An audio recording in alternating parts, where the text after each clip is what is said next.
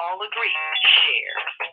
Let's share our wisdom, share our time, share our talent, share our finances, but most of all, let's share our love. This is the Female Solution. Join me, Naima Latif, every morning, 7 a.m. to 9 a.m. Central Standard Time, as we bring you stimulating discussions about the issues affecting our lives. If you're listening online at www.blogtalkradio.com/the-female-solution, press the blue button that says follow and get our daily topics every morning directly to your email and your smartphone. Hi, I'm Naima Latif, executive producer of the Female Solution radio show. We invite you to call in 515-605-9325 and participate in this daily think tank as we examine the challenges we face, develop solutions that restore peace and harmony. We are global transformers, changing the world from the way it is to the way it should be. We are one. Wherever we live on this earth, we are one human family. On behalf of our team of radio hosts, I'd like to extend a greeting to all the members of our family, whenever and wherever you may be listening around the world. To our family in China, Ni Hao. In India, Namaste. In Japan, Konnichiwa. In Korea, Annyeonghaseyo. In Russia, Здравствуйте. In Germany, Guten Tag. In Poland, Dzień dobry. In France, Bonjour. In Spain, Hola. In Italy, Ciao. In Egypt, Ahlan wa sahlan. In Ghana, Akwaba. In Nigeria, Peleo. In South Africa, Sawubona. In Senegal, Mangadek. In Kenya, Jambo. In Israel, Shalom. In Pakistan, Afghanistan, and Saudi Arabia, Assalamu alaikum. Greetings, and may peace be upon you all.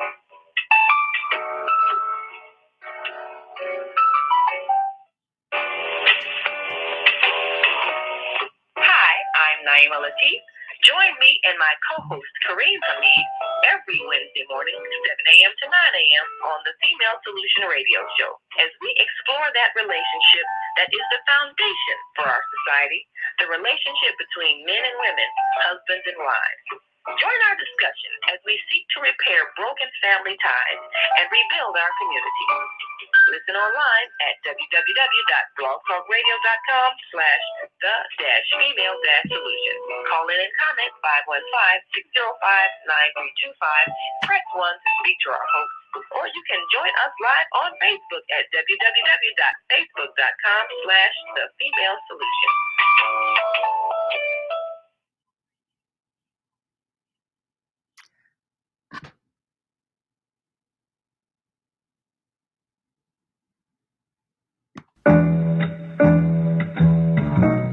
The Female Solution Global Radio TV Show invites you to an invigorating conversation with our team of hosts Monday through Friday, 7 a.m. to 9 a.m. Central Time. Start your week with Monday Morning Mindfulness with Zelda Speaks. Tuesdays, Self-Care with Jody Susan. Wednesdays, Repairing Broken Families with Naima Latif and co-host Kareem Hamid. Thursdays, Soulful Solutions with Dr. Debbie Green. And Fridays, Health and Wellbeing with Beata. Saturdays, tune in 12 noon to 2 p.m. Central Time. First Saturday, Success Strategies with Jana. Second Saturday, Wendy Williams Esquire on relationships. Third Saturday, Move Around with Deborah. And fourth Saturday, Wisdom with Mama D. Join us Sundays, 7 p.m. to 9 p.m. Central Time for Soul Purpose Healing with Beata. Call in and comment 515-605-9325. Press 1 to speak to the host and be a part of the solution.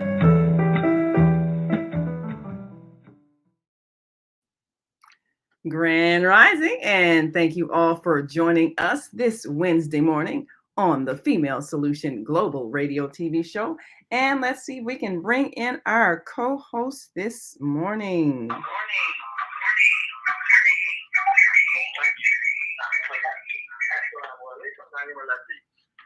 Wa alaikum salam. And as always, it is a pleasure to be joined with you and the American Muslim 360 family.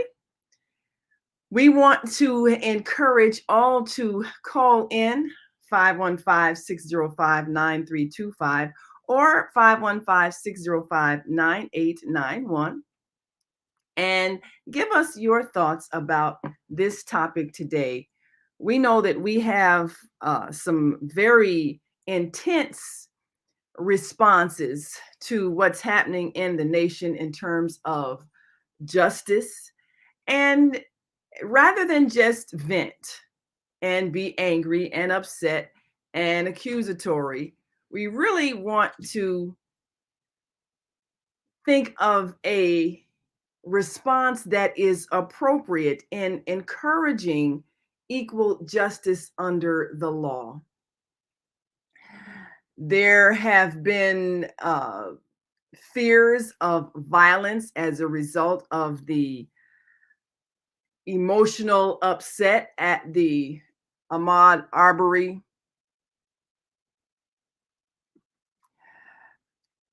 verdict. And there have been some fears of violence. Of course, we understand the National Guard has been called out in anticipation of riots.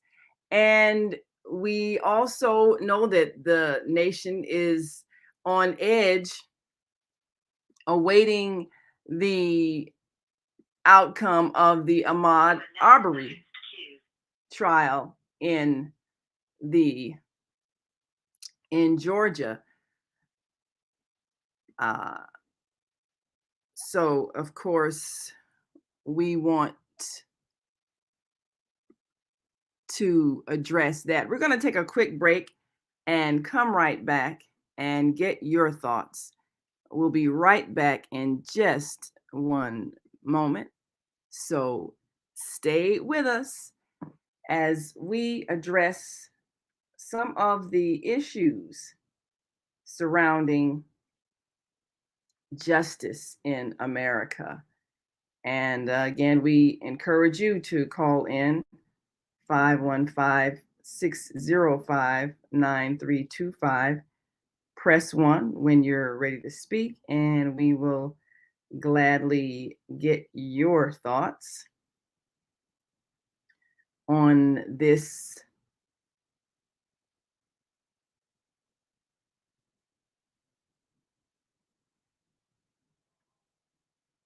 Wednesday morning. And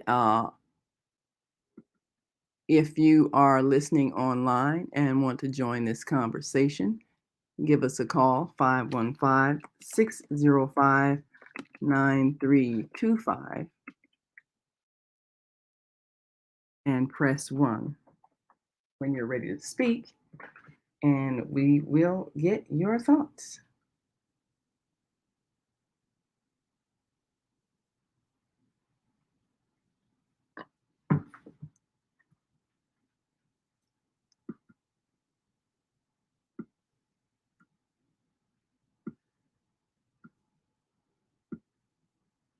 All right, and let's go to our break. We'll be right back.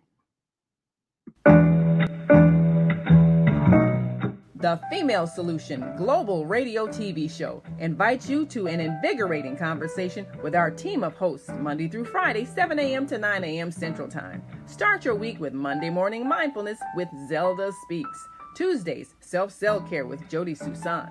Wednesdays, Repairing Broken Families with Naima Latif and co-host Kareem Hamid. Thursdays, Soulful Solutions with Dr. Debbie Green. And Fridays, Health and Wellbeing with Beata. Saturdays, tune in 12 noon to 2 p.m. Central Time. First Saturday, Success Strategies with Jana. Second Saturday, Wendy Williams Esquire on relationships. Third Saturday, Move Around with Deborah. And fourth Saturday, Wisdom with Mama D. Join us Sundays, 7 p.m. to 9 p.m. Central Time for Soul Purpose Healing with Beata.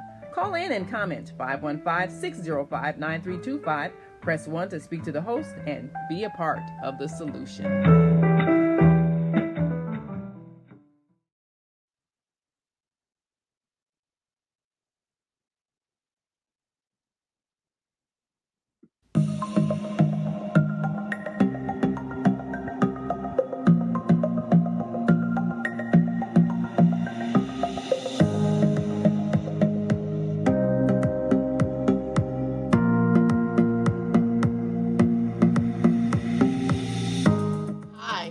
Barbara. I'm Cheryl. And I'm Naima. We're three Black moms.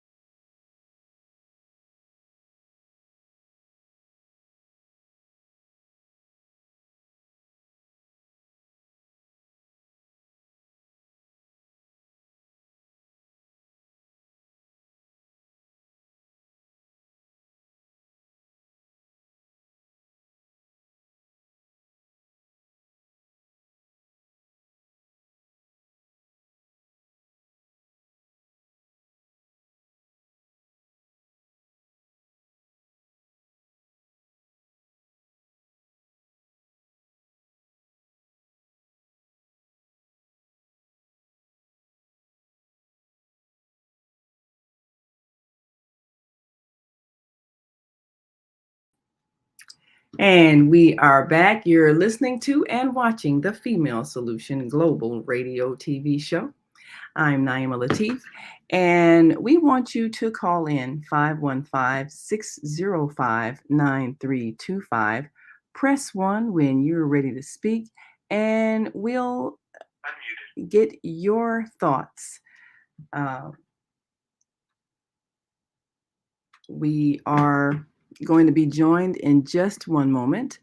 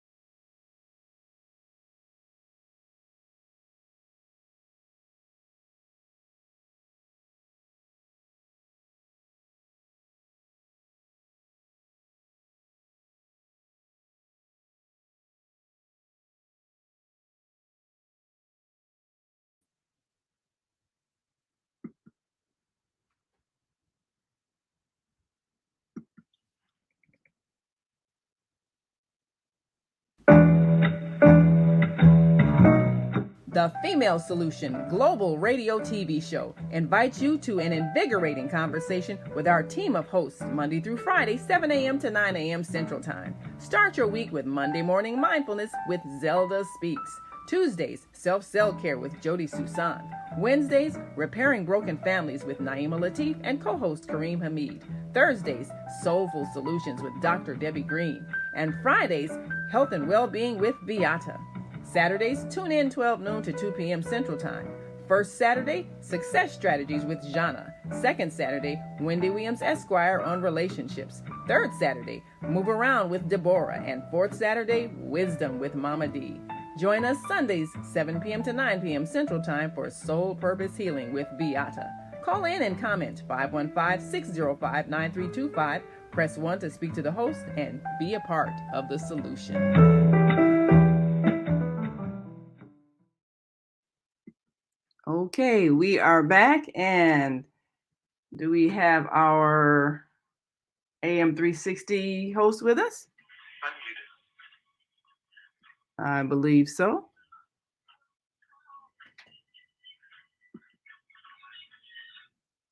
All right, and we are back. And I believe we've got our American Muslim 360 host with us now. Yes, I'm here. All right. Yes, this was a bit of a challenge this morning. A few systems went down right as the show started. So it created a little bit of a difficulty, but we are back. And so grateful that you all have stayed with us. And again, if you're listening online and want to join this conversation, give us a call, 515-605-9325 or 515-605-9891. And remember to press 1 so that we know you have something to say. Today, we are looking at injustice served. What should be the collective response?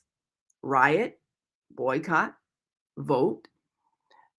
The two men accused of the assassination of Malcolm X in 1965 had been exonerated, one of whom is now deceased. But all who were involved in the conspiracy are probably all deceased now, all of the police, and it has been revealed that it was definitely a conspiracy involving the New York Police Department. But who can be held accountable now? And many are also outraged at the acquittal of Kyle Rittenhouse in the killing of 2 men in Kenosha, Wisconsin.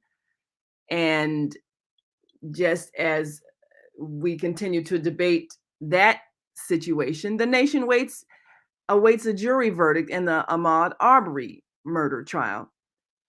But these things that happen create anger and sometimes civil unrest, but the condition of injustice does not change. We've had successes with certain tactics and no successes with others. So regardless of what happens in this next trial or what may happen in future situations, there needs to be a concrete strategy that people who collectively want to see a nation that is more just can, in an organized fashion, execute so that decisions are made that are in the best interest of the people, and that people are not feeling that they are going to be targeted for violence and nothing will be done to stop it. So we want to talk about that, because one of the things that did happen in Chicago that was effective was a boycott during the Black Friday buying season, the day right after Thanksgiving. And when there was anger over an injustice and people wanted to target the then state's attorney, Anita Alvarez, They wanted it known that there was anger over the many who had covered up what was clearly a police killing of a 17-year-old young man who, it also was pointed out, had emotional issues, dysfunctional family issues, and armed with possibly a knife, definitely didn't deserve to get 16 shots riddling his body. So in that holiday boycott strategy, not only did many businesses lose money, but the outcome in the next election was the election of Kim Foxx as state's attorney. And during her time in office, she has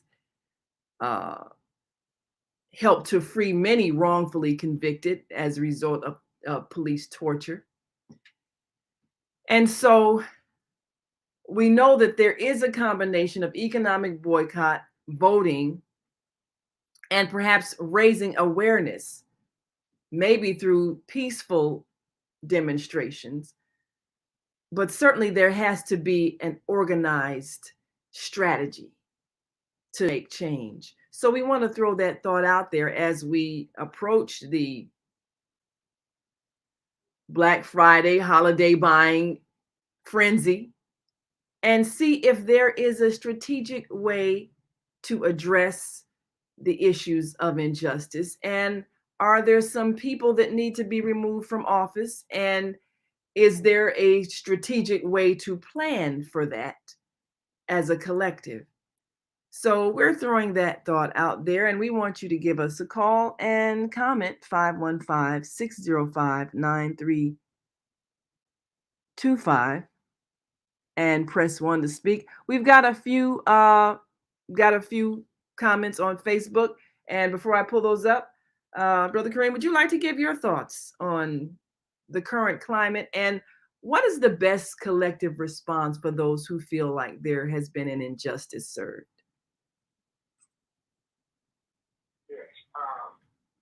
You know, behavior can become like a pattern. They baked right into the system itself. I must say, I was disappointed. I was upset. I was not shocked. I lived long enough. I've seen this happen over and over again. I have a sense of history. And so I'm not terribly shocked, but it is disturbing that this continues to happen. There's a mindset that has been established in all of these systems, all of these, the criminal justice system, the political system, the financial system, the educational system. There is a mindset that has been constructed for all of those areas in which we lean on to support our lives. So, in lieu of the criminal justice system, I have said many times, and I have heard others say, when election time comes, there's a whole host of judges. Many of them are strangers to us. We don't know who these men are. They are just up for re-election. And we're not educated as to what is their position on certain dynamics. What is the history of their ruling on certain areas, certain topics? We don't have a clue. So I'm suggesting that we become educated in the choices of whom we place over us.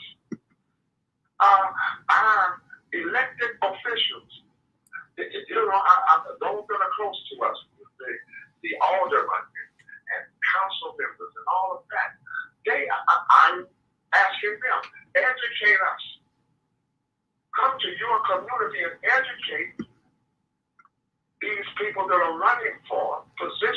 of law enforcement over us. You know, if we don't know where to go and get that information, then I place that on those that have agreed to represent us and represent our interests. So that's one thing.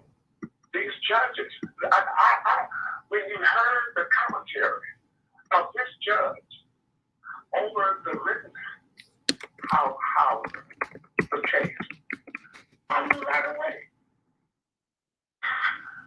And there was no doubt in my mind.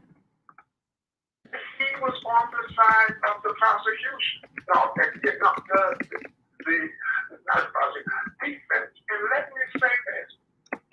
The defense was on the side of the prosecution. Yes, ma'am. They presented such a weak case. They opened up holes in their case to present something during trial that had been agreed upon not to be exposed, and to do that in open court. He knew what he was doing. He knew what he was doing. He was weakening the prosecution's case to let this young man off. You have to see through the smoke screen. So, education. Who are these judges? What record do they have? What is their record of case rulings on certain cases that affect our lives? We need to know this before we vote for them. And to not vote is a vote for them. And also, this criminal justice system. I read an article yesterday. In the Florida penal system, the correction officers are members of white supremacist gangs. The prisoners have reached out and let it be known. And the response that they get is weak to none. Weak to none. There have been cases of African American prisoners being beat. Horrendously. So we're suffering under the thinking that has been prevalent for a long time. And that thought process is white supremacy. It is. And everything has been formed around that. Even the thinking of our children, the judge, the lawyer, the whole system. Now, so all I'm saying is that we need to be educated as to who these people are. And they should have to submit to a psychological profile. But that is where the problem is lying. In their thinking, in their psychology. Not just hire someone because he's qualified academically. But what is his psychological makeup? We need to know these things to protect American citizens from rabid people, from people that don't share the same values that this system espouses. Instead, we hold these truths to be self-evident that all men are created equal. Well, let that be the litmus test. We should not just be placing people over us that we don't even know. We don't even know their profile. We don't even know their thinking. We don't know nothing. The state hires them. So education. And those politicians that are closest to us, hold them accountable. Don't just come to us when you want our vote. Educate me. Who is Judge so-and-so? Do you have a record of his rulings on certain issues? So I think that inshallah will go a long way. But that psychological thinking, we have to dismantle that, or at least speak to it. Well, you know, at least speak to it. Go ahead, my sister. The challenge that we have, you see, you get the elected officials that represent the thinking of a people, the collective thought.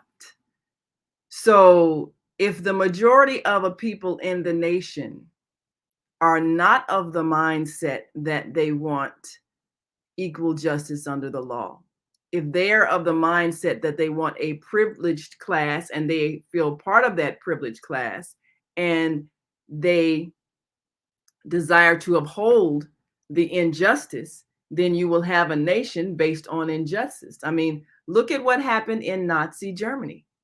You had the leader that had convinced a large segment of the population to oppress certain segments of the population and feel superior and feel good about their violence toward those people. So we are under the hope that the majority of the people share the values that are written in the documents that we're claiming to govern ourselves by. But the real test of what's in the hearts of people is what keeps getting manifested in the jury process. You know, the president of the United States, Joe Biden, said, well, the jury system works. Yes, it does. It reveals to us what's in the hearts of those people who made these decisions. And as you pointed out, even the defense was actually leaning toward the accused and presenting such a weak case, and even leaving holes where the jury may be swayed, and ultimately acquitting this now young man. He was a minor at the time of the killings that occurred. And now that the case has been presented and the jury has made its decision, yes, right, the jury system does work. The jury system shows us what's in the hearts of the people, what their values are, what their beliefs are, how they can be swayed to support something that really is wrong. And those who feel that this... What I want to call our attention to is that this was a Caucasian. Absolutely. That killed, he killed two Caucasians. Yes, he did. And wounded another. Yes, he did. The incident that was taking place that brought him to that place in time, it was a multiracial group protesting Right. the murder of that young man in Kenosha, Wisconsin. Yes. Well, actually, Now, yes. I mean, he actually survived, but he's now paralyzed. Let us take note of who was protesting, of who was asking for fair play. It wasn't just African American people. Right.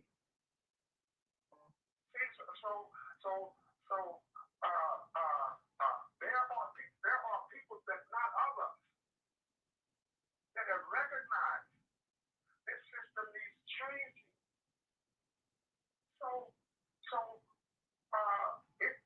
He was let off because of the subject matter of the protest. And that's the feeling. That was not of that young man's race, that was out there protesting.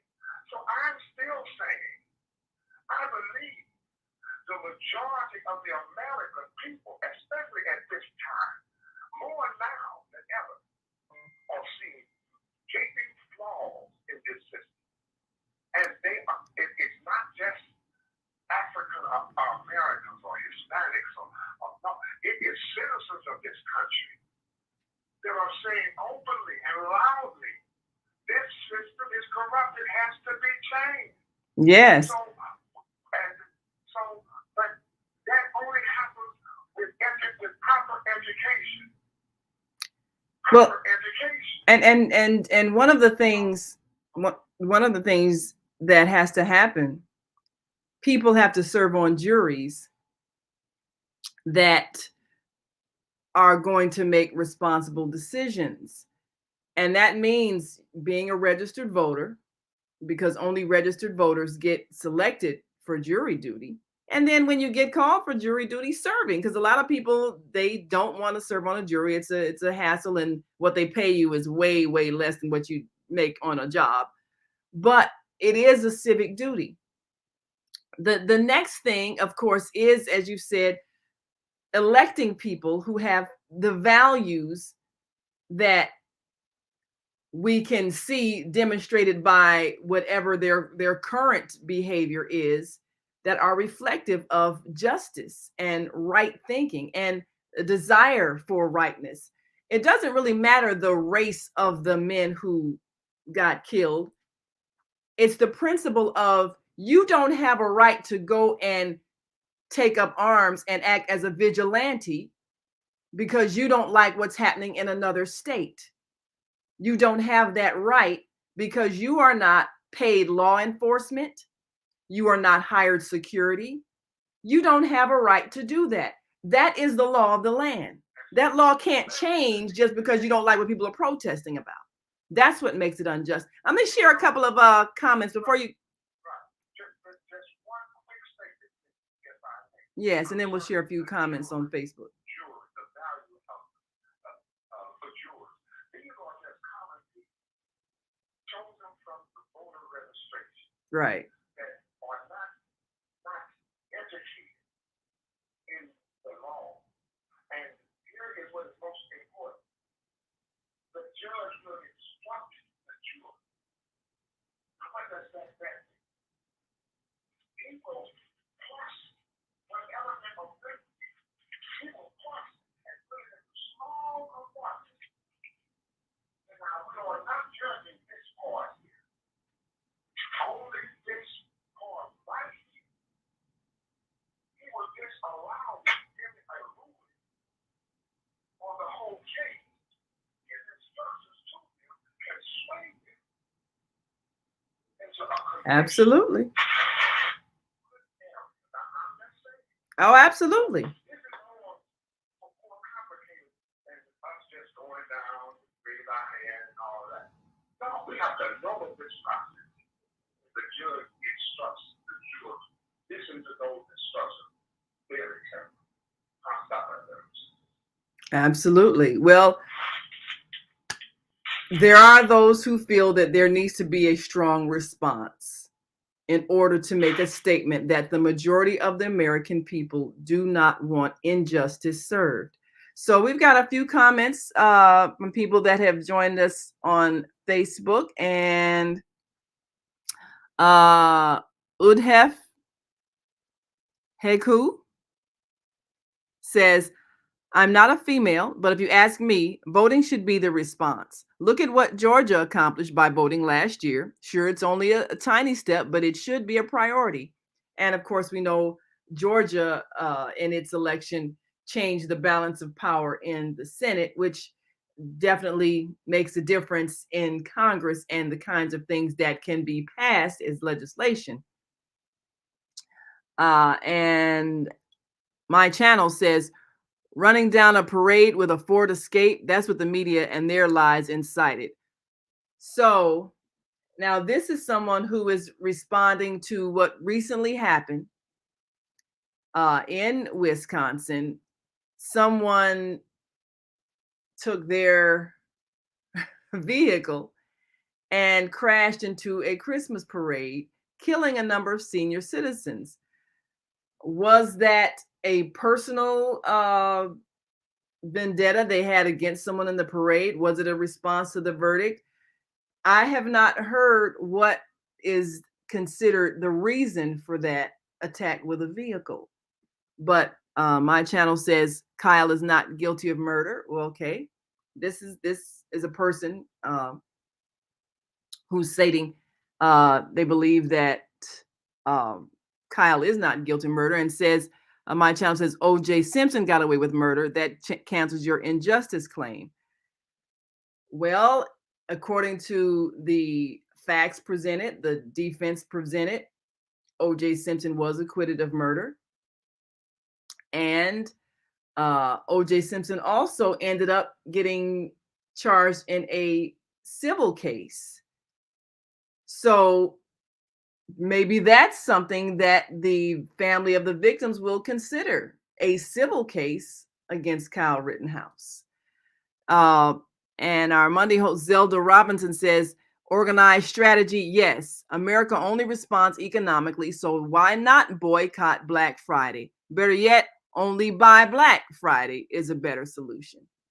So that's an economic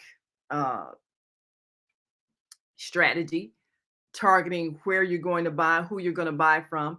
But then even with that,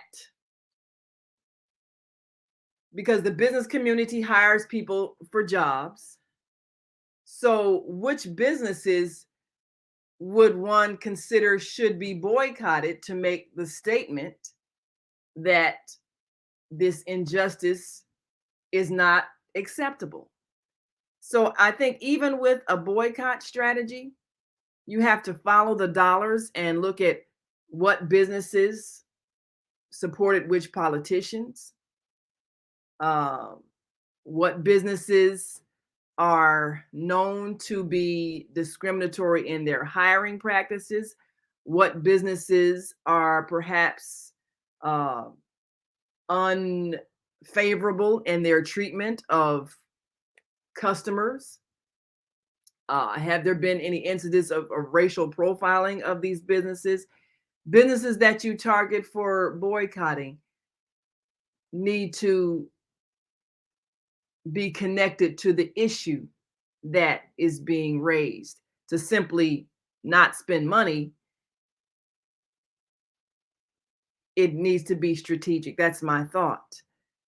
So as you said, Kareem, there needs to be some research so that when decisions are made, there is a decision that these particular businesses and financial institutions that have in some way supported this thinking need to be targeted for economic loss, so that it's clear that the majority of the people do not agree with this kind of thinking. But give us your thoughts on, we have one of the statements by one of our viewers on Facebook believing that Kyle is not guilty of murder. And that means that they agree with that self-defense defense, and saying that O.J. Simpson got away with murder. We know that was a highly intense trial. Many whites were angry because it went against the norm of a Black man, accused of murdering white people, automatically being seen as guilty. And we know that before O.J. Simpson changed lawyers, his first set of lawyers were really presenting a very weak defense. And we all saw that. So with Johnny Cochran, basically everybody knows if it doesn't fit, you must acquit. The gloves he was supposed to be wearing didn't fit his hands. So that did it for the jury. A lot of people were angry about that. But what do you say, Kareem, to people who are believing that Kyle had a right to kill, for what reasons I can't quite grasp? But if a jury finds a Black man not guilty, that somehow there was injustice. Are we still too race-based in our thinking? Is it possible to have a jury be racially unbiased? And how do we make that happen? Do we insist that a jury must be 50-50 or at least multiracial? And do we need some kind of a law? I mean, we're supposed to have a jury of our peers, but this was not a jury of peers in a sense of the Rittenhouse case. There was one Black person. Do we need to make sure that juries are always multiracial, at least half and half, or making sure that they reflect the population, so that there is not a race-based perspective? What's your thoughts on that?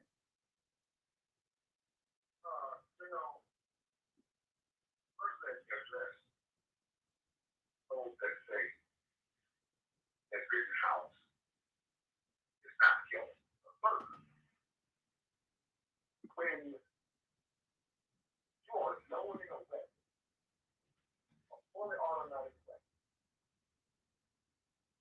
and you take that weapon and you go from one state to another, there is an intent involved in those actions. Now, whatever follows behind that, in regards to that person that is armed and just conscious step to go to a county, the result of that is the person that has done, they are responsible for the result of that.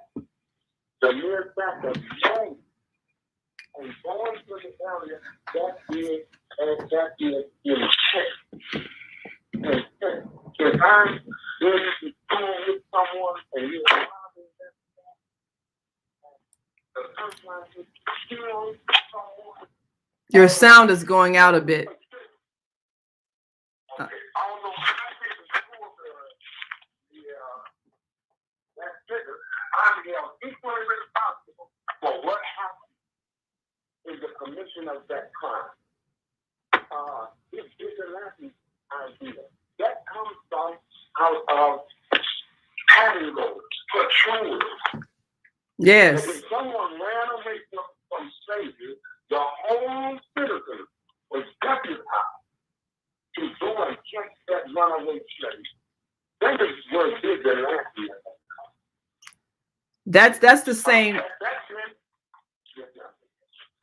Well, I was just going to say that's the same mindset in the Ahmaud Arbery case of 3 white men claiming that they were chasing down a suspected burglar. They didn't call 911. They didn't call police. They chased him down. So it's the same attitude of every white male is having the right to assert authority and take up arms in a situation as a vigilante. And I don't know if there are any anti-vigilante laws on the books, and if there are not, there need to be. Because if people are going to have the right to protect themselves, as so many Second Amendment rights advocates are saying, then why was the Black Panther Party slaughtered across the nation and jailed and imprisoned because they sought to protect the rights of Black citizens who were being abused by law enforcement? We know in Oakland, California, Chicago, Illinois, we know across this nation, this organization was formed to protect citizens that were being abused. And during the time of the 60s and 70s, they carried weapons, and the law permitted you to have an open carried weapon. And when they would see police pull up and snatch a Black citizen out of their car, the Black Panthers would pull up with their guns drawn. And so they were challenging injustice on the streets. So now if they didn't have the right to do that, then what would make Ahmaud Arbery's killers have the right to go after someone with a gun if they claim he was doing wrong? And what would make Kyle Rittenhouse have the right to do that, go across state lines with a loaded weapon and go after people? And walk among law enforcement. Yes, walking among law enforcement with a gun drawn. He was not law enforcement. There is no way, I just don't see it now, that an African American can show up with fully AR-15 in the presence of law enforcement and that person not be stopped, at least questioned, detained, or whatever, especially in an environment that is volatile. Absolutely. That is that mindset. And concerning citizens' arrest, the word is arrest, not kill. Absolutely. To detain that person, to hold that person, and send for law enforcement. That is a citizen's arrest. You don't have the right to kill that person. If you kill them, you should be held responsible for that. For you approach them. Absolutely. Arrest means to detain someone. But as I'm stating, it's growing more and more that the standards upon which this government has governed itself and other governments is antiquated. It's antiquated, and incrementally it shall be dismantled and put in its proper place. It takes time. It takes time. But and then we need to change our behavior. We see ourselves as victims, but we are not speaking out on the criminals among us killing us. If Black Lives Matter, I can't help but say that. Where's the huge demonstration, the huge outcry? Stand out boldly for justice, even if it be against yourselves. These people are somewhat invigorated by how we treat each other. They don't give a damn. Why should I'm just saying, it's that type of mindset. So that's an issue that often comes up as well. You're right. That's something that law enforcement often says, well, you call us when you have issues of violence among yourselves, and then when we do our jobs, you accuse us of racism or injustice. But we've got a couple of callers on the line. We'll see if we can take some calls before we take a break. Area code 863-816, Grand Rising. Thank you for joining us. Give us your name, where you're calling from, and your comments. What is a good response? Grand Rising, LA from Central Florida. 2 weeks ago, before the Rittenhouse case concluded, I thought he would have been convicted on probably one charge. But 2 days ago, on my podcast, there were 2 gentlemen. One of them listens to this show on a regular, Bianchi. They basically went to the law books and read, one of them, Bianchi in particular, read the black letter law. And I was on my laptop, and he was reading correctly. And then I had seen enough of the drone footage and everything. I didn't catch the other guy's name. I think Bianchi knows his name. But after they put out the facts, particularly reading out of the law books directly,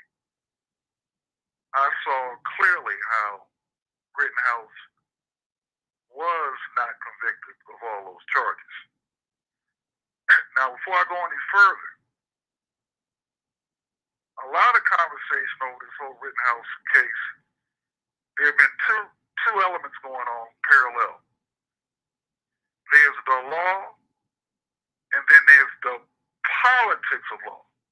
And a lot of people have been talking more of the politics of the law instead of doing what Pianki did 2 days ago on my podcast. And the other guy was a former police officer and firearms trainer. And they went directly from the book, literally speaking. Now, to put the Rittenhouse case more into context, there's 7 distinctions of homicide. The operative word here is homicide, not murder. The 7 distinctions of homicide, number 1 is suicide. That's when a human being takes his own life, and that's what homicide is. Legally defined, is the taking of a life by another human. So suicide is the first case. Well, they didn't charge him with that, obviously. Then there's murder 1 and murder 2. Murder typically involves pre-planning, premeditation, murder 1. Right. There was no evidence that he did that. Then there's manslaughter 1 and manslaughter 2. All right. But he wasn't charged, because manslaughter 1 means the intentional killing of another human being. But he was never charged with manslaughter. Then there's justified homicide. That's the sixth distinction of homicide. But he wasn't charged with that. And then there's reckless homicide.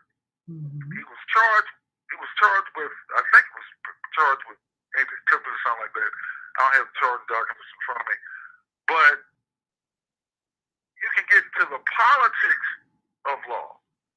But this case, when you're in the courtroom, the politics, that's all decided before you even get into the courtroom. All right. So, like I say, 2 weeks ago, I probably would have been caught up on one charge. On an emotional level, 2 weeks, I'm black. And I agree. If the typical black person, particularly typical black man, I'm not going to get up here today and then get any kind of assault rifle or any type of a weapon and march into a hotbed like he did. But when it came down to the trial, okay, and the video footage that I've looked at several times, and you get into the black letter law that was read on my podcast 2 days ago, and anybody can read it online. I can see clearly how he would have been let off, and he did get off on self-defense. But I understand like I say, there are 2 things going on here when people talk about this Rittenhouse case. There's the law, which is on the books. It's on the books, but a lot of people are not discussing the law. They're discussing the politics of the law, and that takes place before there even is a trial. Those are my comments. Well, thank you for those comments, LA. And I do understand, based on the law, how he got off. But the way law works and the way trials work, it really comes down to the skill of your lawyer using the law to present your case. So, correct. You are right. If the prosecution had presented a stronger case, which they could have and failed to do, he would have been convicted, possibly. But however, there was, as you said, the politics of the law, the attitudes of the jurors, the attitudes of the judge in giving instructions and denying certain information and certain terms to be used. So you have a climate, a certain racial climate that exists, and you have a certain attitude that exists. And then you have the weakness of the prosecution. So all of that plays a role because there's just a strong a set of laws that could have convicted him, as there were laws that got him acquitted. It's just a matter of the skill of the lawyer and the attitude of the jurors and the attitude of the judge.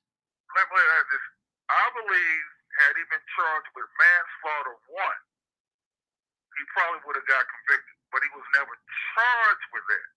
And that also, now, you can throw the politics of the law, but then that would require people to, bankroll whatever their DA is into office. But there you go. That happened before you even got to the case. So that's all part of it too. What are the charges? What is the district attorney choosing to charge? We got to take a break, but we're going to come back and take another call. And if you have a caller on your, if you have a caller, we're going to take your caller as soon as we come back.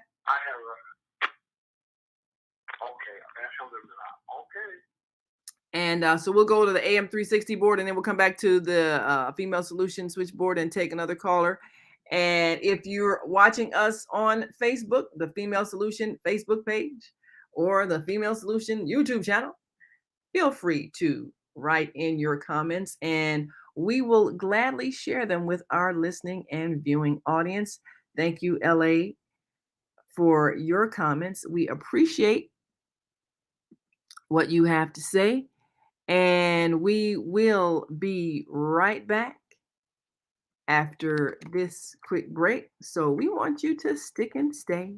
Don't stray away. We'll be back in one moment. So stay with us. The Female Solution Global Radio TV Show invites you to an invigorating conversation with our team of hosts Monday through Friday, 7 a.m. to 9 a.m. Central Time. Start your week with Monday Morning Mindfulness with Zelda Speaks. Tuesdays, Self-Cell Care with Jody Susan. Wednesdays, Repairing Broken Families with Naima Latif and co-host Kareem Hamid. Thursdays, Soulful Solutions with Dr. Debbie Green. And Fridays, Health and Wellbeing with Beata. Saturdays, tune in 12 noon to 2 p.m. Central Time. First Saturday, Success Strategies with Jana. Second Saturday, Wendy Williams Esquire on relationships. Third Saturday, Move Around with Deborah. And fourth Saturday, Wisdom with Mama D. Join us Sundays, 7 p.m. to 9 p.m. Central Time for Soul Purpose Healing with Beata. Call in and comment 515-605-9325. Press 1 to speak to the host and be a part of the solution.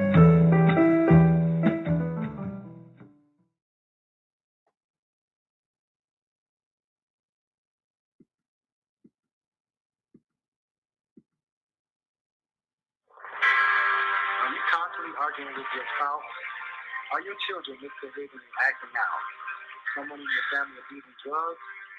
Have you been the victim of domestic violence? Are you grieving over the loss of a loved one? Let us help you restore serenity to your life. At Serenity Family Social Services, we understand that good mental health is the result of emotional well-being. Our goal is to assist you and your family in removing emotional distress and restoring harmony and balance to your lives. We offer individual, couples, and family counseling. I'm Howard Williams, CEO of Serenity Family Social Services. Call us today at 312-315-4820.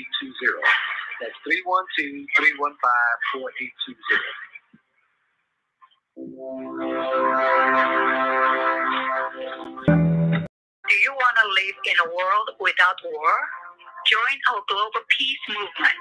Heavenly Culture World Peace Restoration of Light transcends culture, religion, ideology, and other boundaries to achieve a peaceful harmony in the global society. HWPL is committed to bringing world peace and cessation of war through peaceful dialogue between religious groups. I am Director Shin-Suk Kim of the HWPL Chicago branch of North America. Join us for our next gathering. Call 773-580-1501 and be a part of the movement for world peace. Email us at chicagohwpl@gmail.com. have an opportunity to transform the whole global society in the next 50 years. 50 years from now, the earth will be populated by a new generation of adults, many of whom are yet unborn. Our mission is to nurture them in childhood with love, guidance, and protection, and to raise them in healthy, happy families. If we impart values of compassion, generosity, and respect for fellow human beings in the next generation of children, they will create a world where people can live together in peace. This is our goal. Give me 15 seconds. Be a part of the transformation. Get your copy of the book, The Female Solution. Go to www.naimalatif.com. That's www.naimalatif.com.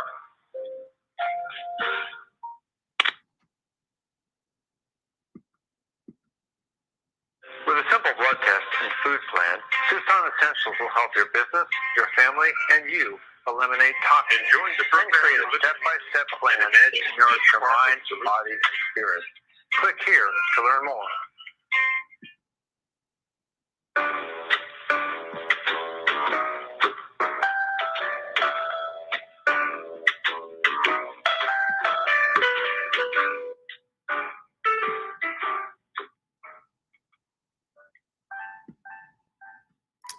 We are back, and you are listening to and watching the Female Solution Global Radio TV show. I'm Naima Latif, along with our co-host Kareem Hamid and our American Muslim 360 family, and you, our listeners and viewers. We want you to participate in this discussion. Give us a call, 515-605-9325 or 515-605-9891, and press 1 when you want to add your thoughts. We are taking a look at injustice and what is the appropriate, most effective collective response when there is injustice served. Should we collectively boycott targeted businesses? Should we engage in peaceful protests? Or are riots the only thing that people respond to? Or should we target particular people for defeat in upcoming elections? Judges, states' attorneys, should we target specific governors or mayors who put in place police chiefs that may not be diligent in rooting out corruption? Or maybe the entire police force is corrupt because corruption is in the hearts of those who are engaging in law enforcement. How do we create a society that everyone can feel safe, because those who are in positions of authority and responsibility have truly in their hearts the desire for equal justice under the law and safety for all citizens and fairness in the justice system? How do we ensure that? How do we encourage that? And what kind of punitive actions can we take collectively when that doesn't happen to discourage injustice? Well, Kareem, I believe you've got a caller on your switchboard. Do you want to open their mic? Yes, and I thank them for their patience. I believe this is our brother Muhammad. Assalamu alaikum, 706-627. Is this Muhammad? Yes, sir. Assalamu alaikum. May Allah be blessed on all of you. And in that queue and outside of the queue. And Brother Muhammad, where are you from? I'm sorry, yeah, Columbus, Georgia. I'm sorry, yes, ma'am. Oh, you're from Georgia, all right. Okay. Yes, ma'am. And the way to approach this, for the short time that we had to respond to it. Now we are 360. The number one Islamic station in North America and inshallah trying to reach all of the world. to give the God-given law of creation that governs all of us, and learn how to apply it in whatever way we're on this planet Earth, to remind the human being to come back to his good common sense as incidents and scenarios present themselves for us to advise the authority at hand over the situation and try to maintain some kind of control of its growth, since it is against human life, human respect, etc. We should always use al-Islam to confront the leaders of authority over us and around us.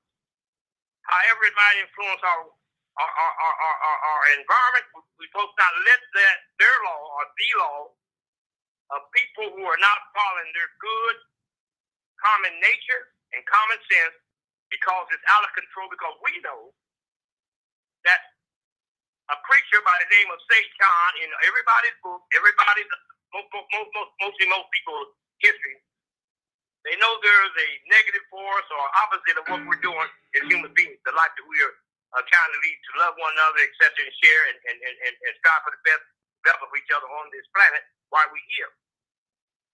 We're supposed to, now according to this lawsuit, here's a young 18-year-old boy. Why beyond people's imagination? Because he felt that he was free because of the poor leadership around him and the chaos of leadership around him. He figured he could walk right into the middle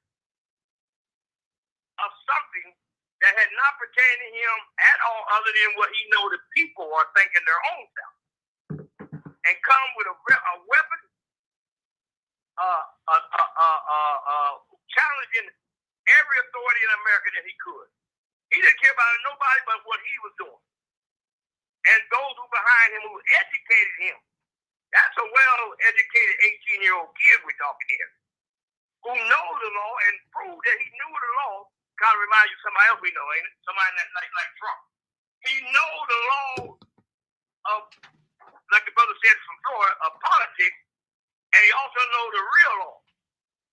And he knows if he can get the political society of America, which is based upon policies of the rich or whatever, and there's chaos in decision making, even about the truth of the clear law that's being broken.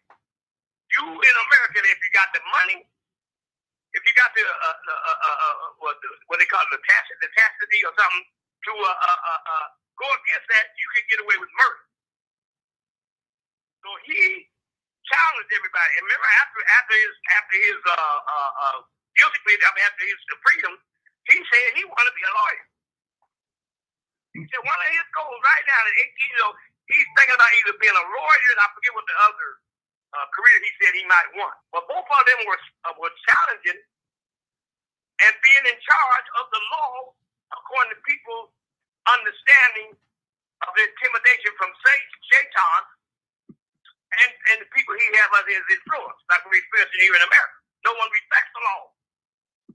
But Allah has put 360 as an example to grow and challenge the law of the society of this satanic reality that we in, that has no respect for human life at all. Now, how we go about it determines how much we let Shaitan waste our time talking about what is right in front of your face. We've seen a man get killed on TV with another man on his neck, and everybody watched it. But still, there was a bunch of dialogue about it, instead of just realizing what you're looking at. And al-Islam, whether we like it or not, the Islamic solution, in whatever country Muslims might be in, they better realize that we better stand up and advise the society that we're in of their good common nature, because we all come from one, so we know that. They might not know it, but we know that. We all know that we are created by one God, one nature, except we know our connection.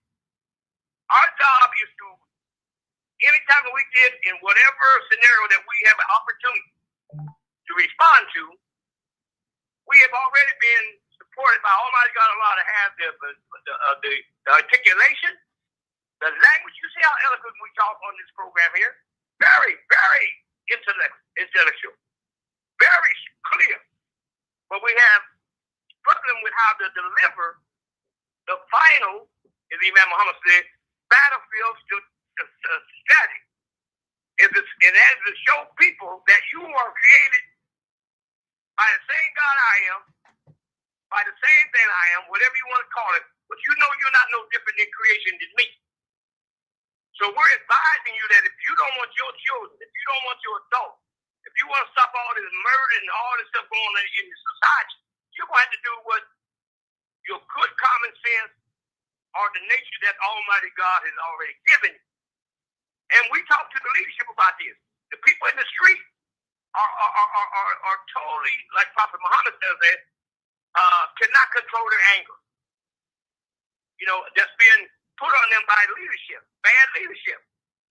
And good leadership is not challenging bad leadership.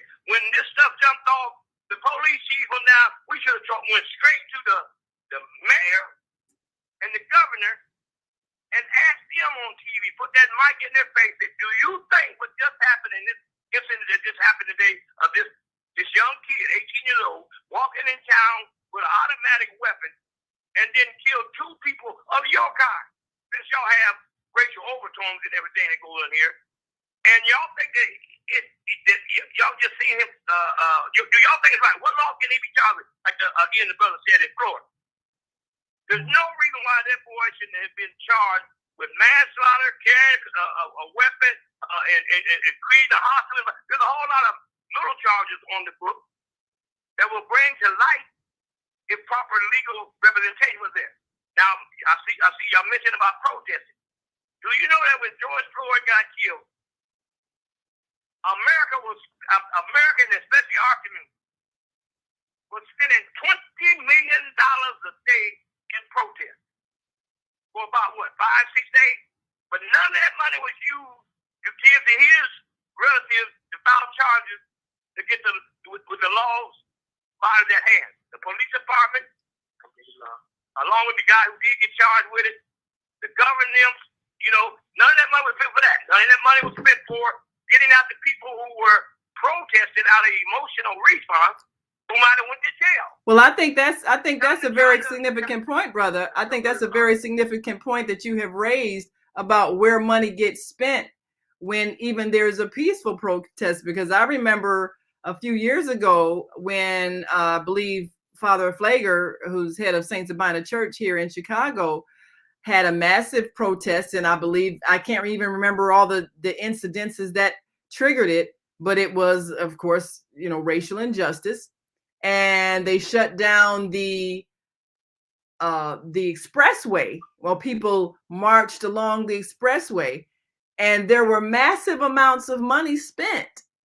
But who got paid? Well, the police officers that lined the streets because they had to work overtime. The streets and sanitation workers, they used trucks to block the expressway traffic. So sometimes when we do things in protest. Don't forget about the snack bars in restaurants where the protesters work their food. Well, absolutely. Where they work their water. So they spend big money. Yeah. So we have to think about when we're doing something, is it creating an opportunity for people to profit and still not addressing the pain? Because the people who are hurting, if anybody should get paid, it should be the families of those who were wronged. But that's not who ends up getting paid in these massive demonstrations. It ends up being all these other people who may not even be in support of the particular issue, but they have to be hired to protect property. That includes law enforcement. And then even the businesses, as you said, along the protest route, people get hungry or thirsty or whatever to go in and spend money. So we have to think strategically when we do these productions and announcing our anger. Are we being exploited? is our emotional response being exploited and other people getting paid and we're still not getting justice? So again, the question is, what's the best collective response that will change the condition? And the brother says, of course, we need to change the hearts of people. We need to raise the consciousness. We need to transform. But how do we make that happen? Because that really is the answer. Allah told us that He promised the human family that during the process of establishing this way of life in America or wherever you are on this earth, it will provide the relief that the human family is looking for if they come to the refuge of people like yourself, and especially there's a purpose why Allah has blessed 360 to come into being. You know, and come with the number one Islamic radio station and logic and rationale and logic on how to solve any human problem, you know, and how to break it down in the language of the people who you might be addressing, who are suffering from oppression, mental illness, etc., etc., etc. Once we learn that we have to make the same thing we telling them, we have to use one common sense law that protects the human right of every human being to live in peace with those who want to live in peace, and those who don't want to. We also have a right, in the example of Medina, to come to some kind of common term, sure, and try to make the leadership of those societies agree at least have basic respect for each other's way of life that they choose to live without aggression, etc. And then again, the Prophet says, I'm used Allah's knowledge by telling them, and if you do transgress, then the rest of us who are a part of this treaty will be against the one who is the aggressor. Now, how we apply that in our day and time, you know, we're learning now, and we already know. We already know now. We're learning how to do it in a way to where it's going to be beneficial. But in closing, until that boy, 18 years old, knew he was walking out there in a world where no one is being phony. I use Brother Kareem's language. He knew that mostly everybody is operating off of artificial intelligence, including us Muslims. You know, they say, how are you going to tell us what God says? Although you're right, but you are not making effort to live it as a model example so that there be no doubt that what you are advising people how to solve their problem when they either aggress in our area or either they're going too far to extreme, and we're obligated to fight oppression by God. In every book that's been on this earth of Revelation, they're told to fight oppression. Well, you know, that is one of the issues, and we're going to take another call before we take a break. But one of the issues is having a uniform code of conduct, and when we can all agree that all lives matter and that people should be safe from harm, then we will adhere to that. But everybody is not agreeing to that, and that's the challenge we have. Let me see if I can take another call. And we got a few calls on the female solution line. Let me go to area code 773-977. Thank you, Muhammad. And thank you, brother. We appreciate your thoughts. And good morning to all. This is Lois here in Chicago, Illinois.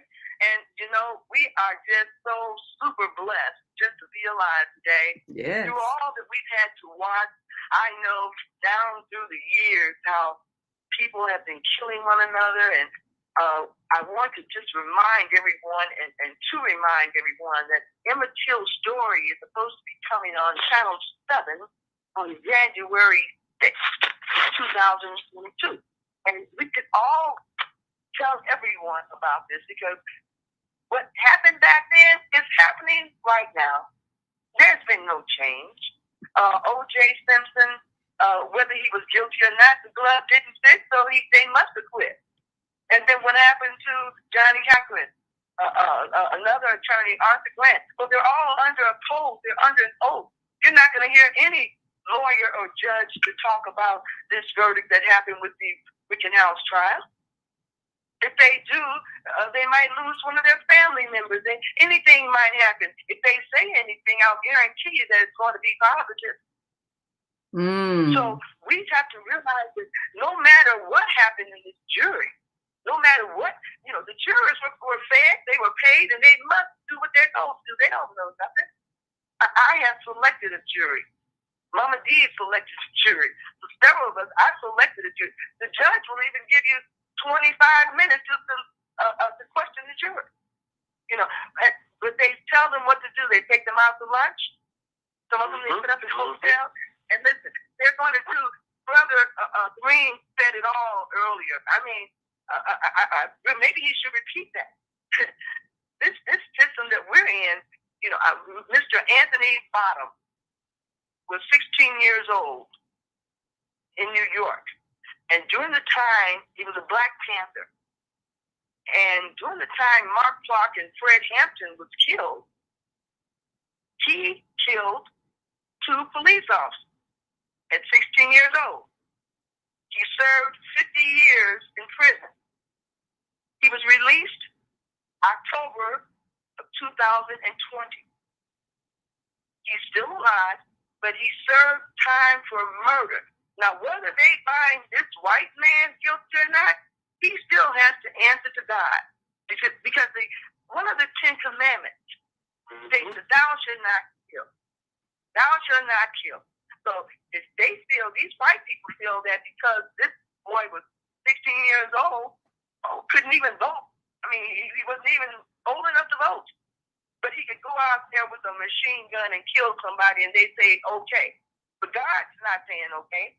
To the judges, to the lawyers, to all these crooked police officers out here, and everybody who's given this injustice to our people. We have suffered long enough, and a sentencing for a person of 0 for murder, I mean, it's just unbelievable. Unbelievable. So I know that we can't do anything about this. These stories are not going to help us. Look at Robert Kelly. All of the people that they had testified against him were from Chicago. And they used a criminal case on him in Chicago in New York. And man, they're talking about, we're going to give R. Kelly life in prison. Now they're getting ready to have another trial on him right here in Chicago for the same crime that was committed in New York, that they accused him of in New York. So that's double jeopardy, and any lawyer knows it. But who's going to defend that young man? Now, he might have done something wrong, but did he kill anybody? He might have had some sex with somebody. Did he cut anybody? Was there any police reports where he hurt somebody? Was there any doctor bills where somebody was injured? No. He's a Black man who was making money like James Brown and who was that other guy, Michael Jackson, Prince, how they abuse all of our people. Thank you for letting me get all that out. Well, thank you, Lois.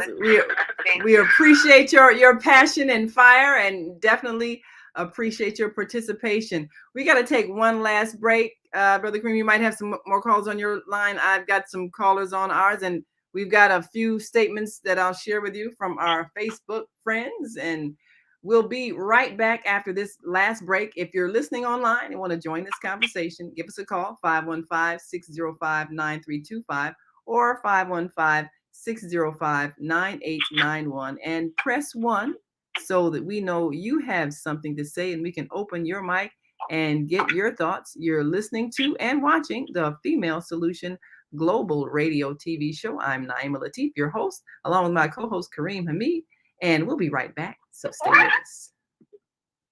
Hi, this is John Alexander. And I'm Naima Latif. Meet people like you who are making a positive difference in the world. Big difference. Watch us every day on The Media Connection at www.youtube.com/The Media Connection TV. YouTube it. We'll see you soon. There are are people who choose to make a positive difference in the world. Our job is to bring you their stories to motivate you to do the same. Join us each week, host John Alexander and Naima Latif, as we bring you the educators, entertainers, elected officials, religious leaders, and community activists whose works are transforming this world. Find out how you can make a difference too. Be inspired. Watch The Media Connection. Mondays at 5 p.m. and Tuesdays at 12 noon on cable TV channel 19 in Chicago and other cities. Check your local cable list.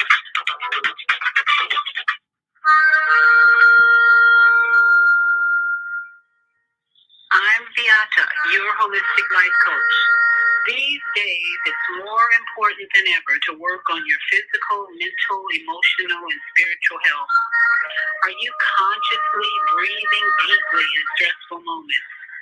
Do you have a plan or daily routine to maintain balance in your awesome body? Are you struggling to be disciplined in your eating habits? When you partner with me, I'll help you develop a personalized health plan that works for your particular lifestyle. You can find out more about me at yourholisticlifecoach.com, where you can also review my 3-step protocol to guide you to abundant health. That's yourholisticlifecoach.com, and I'm Beata.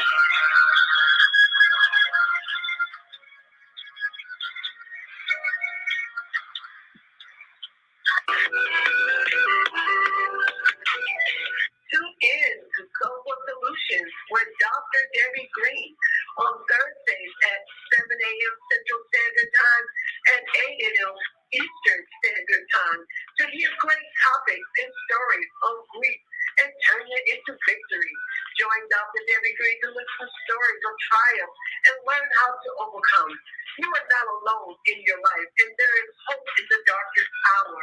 This is your time to learn strategies and solutions to improve your life. It's your time.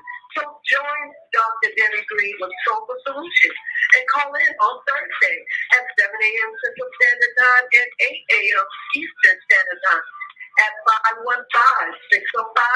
515-605-9325 with comments and questions. Look to hear from you real soon.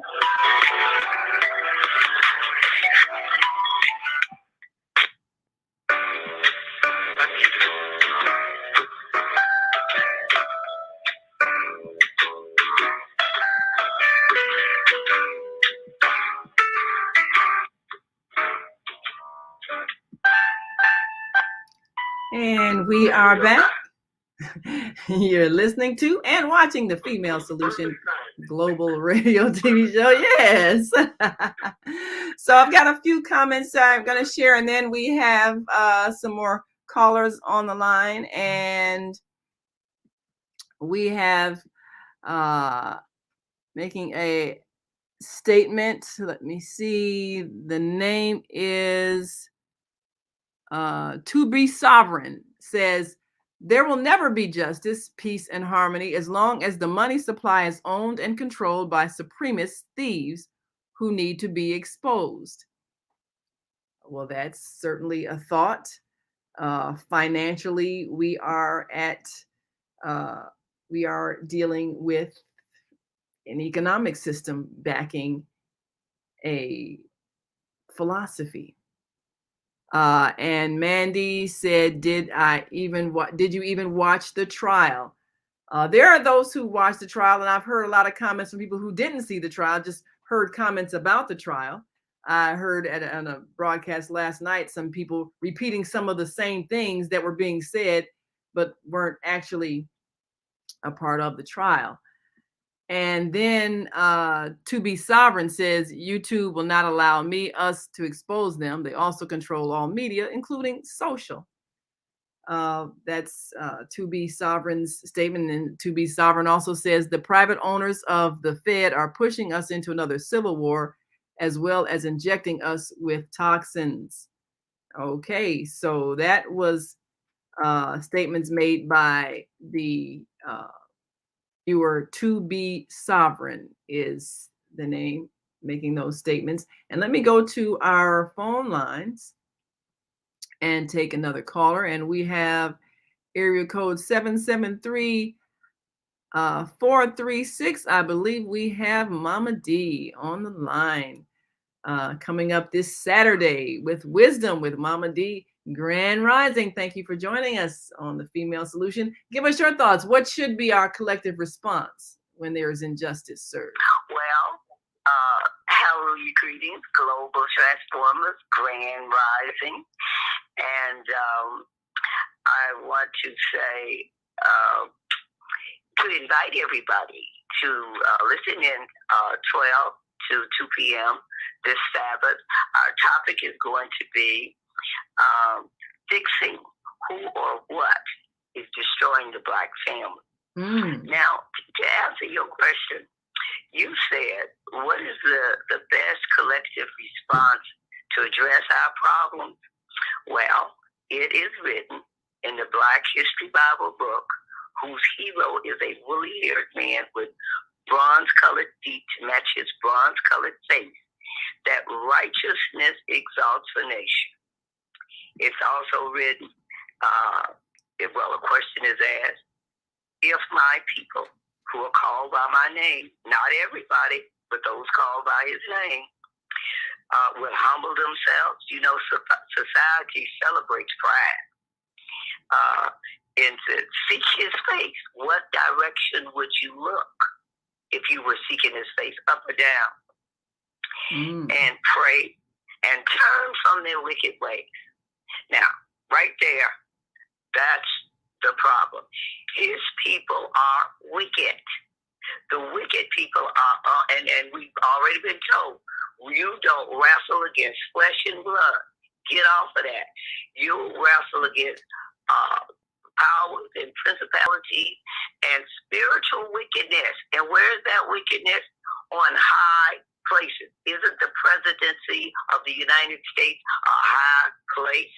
Isn't this where all these spiritual crime bills are being passed and written up? So at the end of the day, we got one problem. It's a wickedness problem, and that we have that problem because of our failure to be obedient, to be righteous, to be what we're supposed to be. It's like, I think one of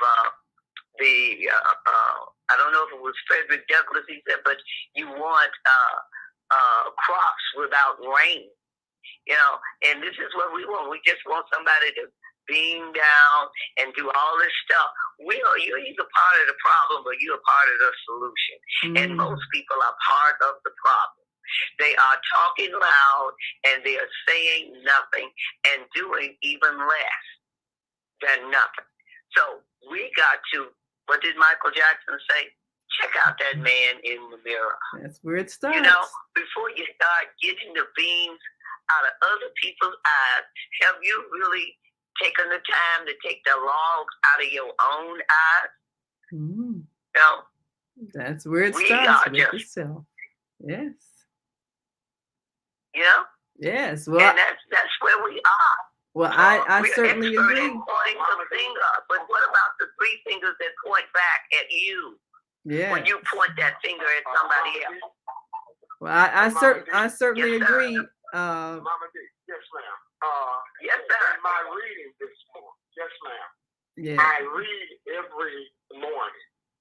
Almighty God says that there is a benefit to early morning reading. And I was led to this verse in the Quran, and it applies to us. I'm reading the translation. With God's name, most merciful benefactor, most merciful redeemer. When trouble touches a man, he cries unto us in all postures, lying down on his side or sitting or standing. But when we have solved his trouble, he passes on his way as if he had never cried to us for a trouble that touched him. Thus, do the deeds of transgressors see fair in their eyes. Generations before you have we destroyed destroyed when they did wrong. Their messages came to them with clear signs, but they would not believe. Thus do we pay those who sin. Now, I want to use that. For real, I shared a lecture this, I think Saturday before last, and it is entitled The Promise. The Promise. Our ancestors couldn't get no help from no one, no quarter, no government, no law, no one. They were terribly treated. Terribly. If we could just look at the treatment that they went through and no one to help them, those people stood in the fields or out a secluded spot and they called out to Almighty God to help them. They called out to God, and Almighty God helped us. He established a covenant with us that we promised that if he would help us, that we would serve him diligently. And we have to admit, God has come to our aid. But have we kept our end of the bargain? Have we kept our end of the contract? That is our problem. We turn away from God. And now we are crying about how others are treating us. But we made a promise. Our ancestors did. Well, and I know one thing. Almighty God holds you to. He holds you to that covenant that you have made with him. Well, we have to mend our ways. I'll stop right there, my sister. Well, one of the things we're looking forward to, Mama D, we're looking forward to this Saturday as you talk about who's responsible for the destruction of the family, because that's really where it starts, the way we treat each other in our homes, and it spreads from there. So when we can fix that, we'll be able to fix all of our problems. And it all starts with the self. But let me take a few more calls here. We've got area code 314-677. Introduce yourself to our listening audience and give us your thoughts about what should be the collective response when we believe injustice has been served. What's your thoughts? Well, you got three things here. And by the way, Mr. Rittenhouse did not have an automatic weapon and he didn't have a machine gun. And it was a good trial. But you got three things here. You got Riot, Boycott, the vote. I'm going to briefly go through all three of those. Mm-hmm. The vote. I agree with you on the vote. I was on your show when I asked Danny Davis about the southern border and the things that's going on down there that's illegal. His response, there's room for everybody. I wouldn't vote for him. You got another prosecutor that would not carry out a prosecute against Justice Smollett. I wouldn't vote for her.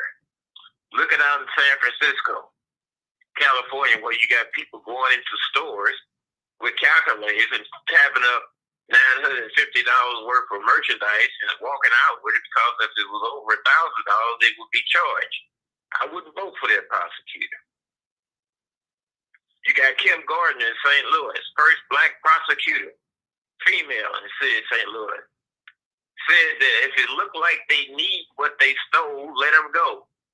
Why would you vote for her? Cori Bush, who's cutting defense spending, and Boeing, one of the major employers in St. Louis, Emerson, one of the major employers in St. Louis of black people, wants to cut the spending, do away with. I wouldn't vote for her.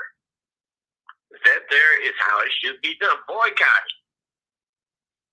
If you got stores that's supporting any of those people, Danny Davis, you got stores that's supporting Kim Gardner, Kim Fox, and anybody else, I don't care if it is a black store, don't buy with them because your money is being used to go against your interests. And finally, riots. Well, people can riot if they want to, but be forced to face the consequences. And what about this black man that ran and mowed down these people that's in that Thanksgiving parade from 80 years old on down to little babies? Look at the past he's had, where you've had prosecutors let him go back onto the streets with a mere $1,000 bond. Now look what he was able to do.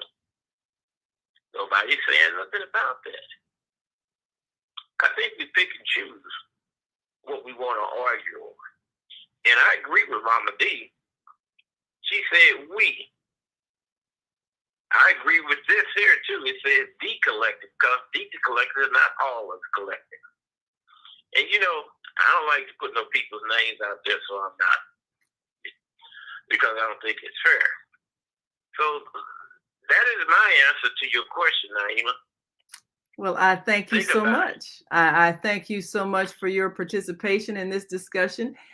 And it goes to show that we all have different opinions about what is correct and incorrect behavior and philosophies. So what does the majority believe, or what does a majority in a particular city believe? Well, you're going to see it reflected on who they put in office and who they empower with their dollars. So you know where you are morally based on the decisions you make as a collective. So whatever we're seeing happening is what we collectively created, and we have to face those consequences. Let me go to another caller here, and let me know, Brother Kareem, if you've got a caller on your switchboard. We're going to go to area code 314-435, Grand Rising. Give us your name, where you're calling from, and your comments. Assalamu alaikum to everyone.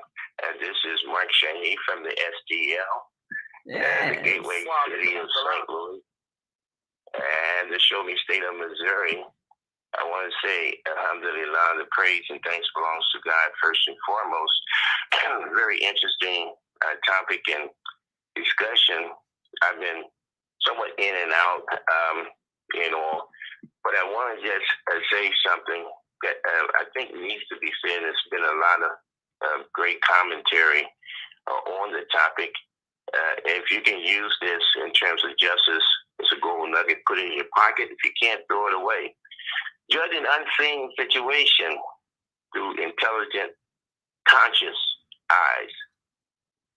That is what justice is.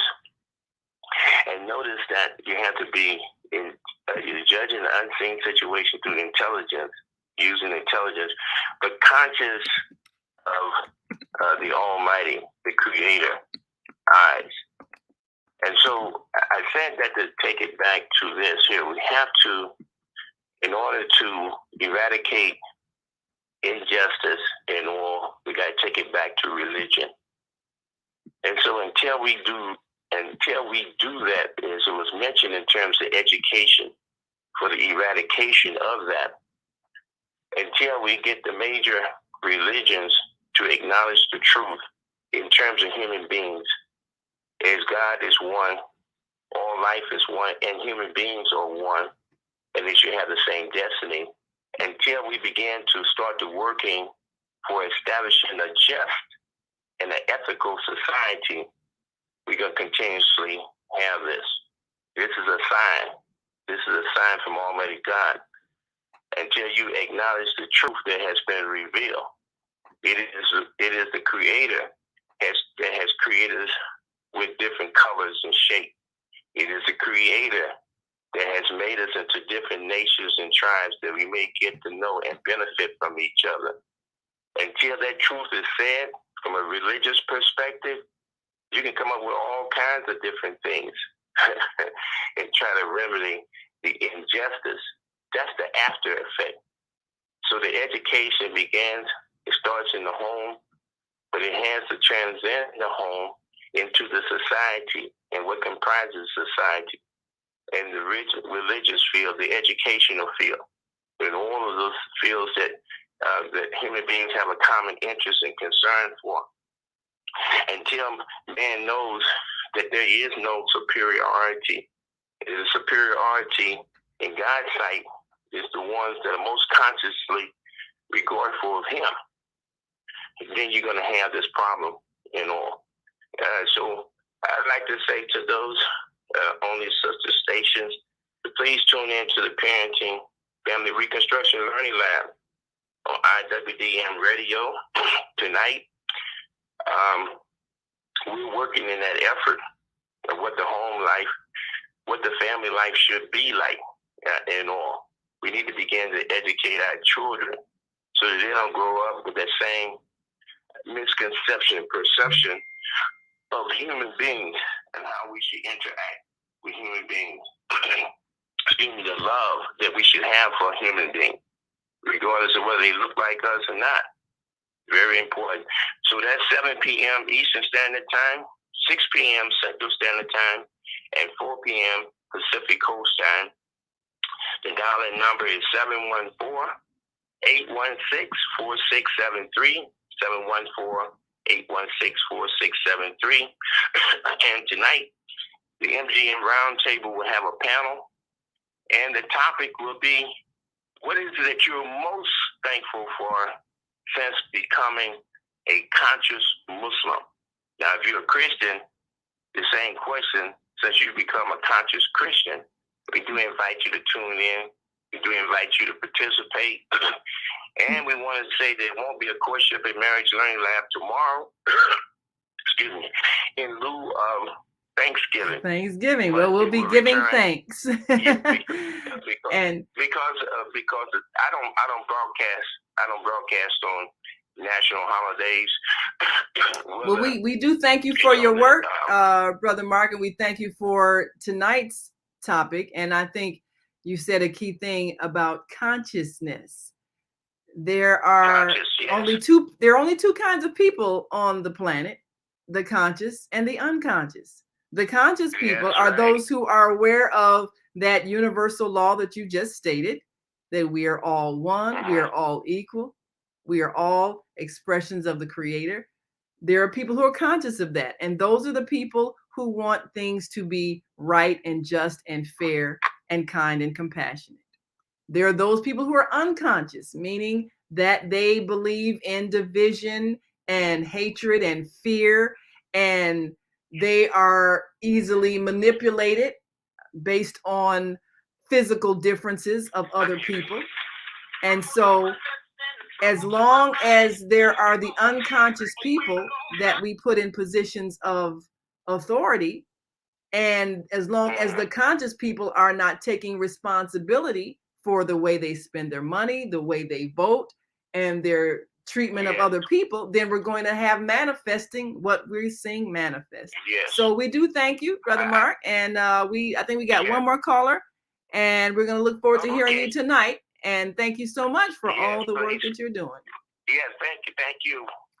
We got time to squeeze in one more caller before we go. And I believe we've got area code 407-701. I think that's our sister, Viata from Florida. Give us your thoughts before we go, my sister. Grand Rising, yes, this is Viata. Can you hear me? Absolutely.